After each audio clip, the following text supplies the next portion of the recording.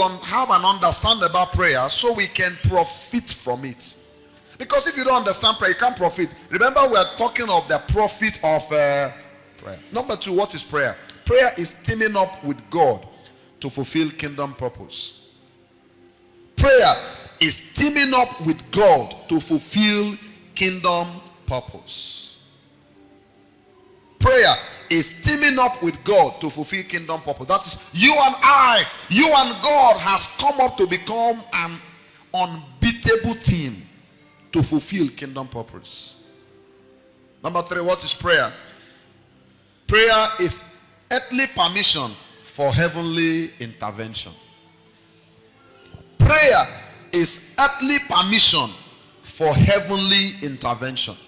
Hello? Hello?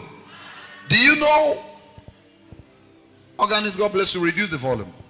Do you know that by virtue of creation, God does not barge into your life without your asking him? Are you hearing what I'm saying? That your family would have been better, but you have not asked God in. So prayer is earthly permission for heavenly intervention. If anything you bind on the earth is what heaven will bind. If you don't bind it, heaven leaves it. Hello. Do you know that everything that happened to your life, not all is God's will? If you follow me to Acts chapter 12, the Bible said in those days, Herod, a brutal king, verse 13 of the church. And he took James, the brother of John, and slayed him with the sword.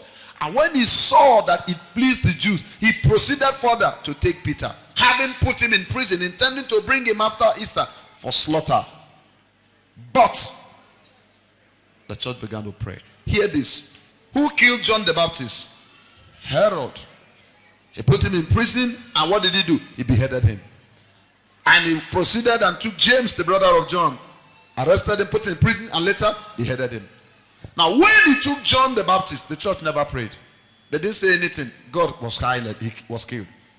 He took James, nobody prayed. Church was silent. He was killed. But when he took Peter, the church prayed.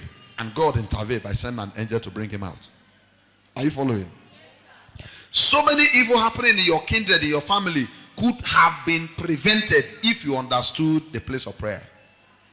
Prayer is earthly permission for heavenly intervention.